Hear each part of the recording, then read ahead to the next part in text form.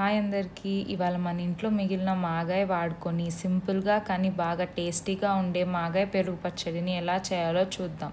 ఈ సమ్మర్ సీజన్లో ఇలాంటి పెరుగు పచ్చడి అన్నంలోకి, చపాతీ అండ్ ఉప్మాలోకి కూడా చాలా బాగుంటుంది.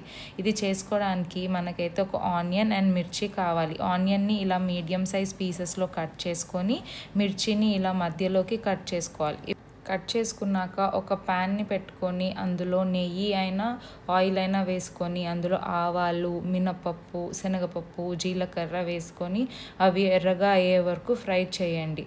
అవి కొంచెం కలర్ మారాక అందులో మనం ఆల్రెడీ కట్ చేసి పెట్టుకొని ఉన్న ఆనియన్స్, మిర్చి, కొత్తిమీర, కరివేపాకు వేసుకొని ఫ్రై చేయండి. అందులో ఇంగువ, ఒక స్పూన్ పసుపు వేసి అంతా మిక్స్ అయ్యేలాగా ఒకసారి కలిపి అది ఫ్రై అయ్యేంతలోపు మనం ఒక కప్పు తీసుకొని అందులో మాగాయ పెరుగు వేసుకోవాలి. పెరుగు ఫ్రెష్ది అయితే టేస్ట్ ఇంకా బాగుంటుంది.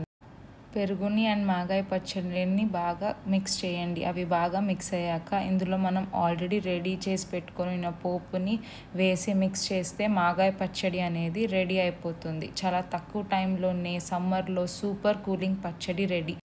అన్నంలోకి, చపాతీలోకి, ఉప్మాలోకి వేసుకొని తింటే నిజంగా అదిరిపోతుందండి. ఒకసారి ట్రై చేసి ఎలా వచ్చిందో చెప్పండి. Thank you for watching. Bye.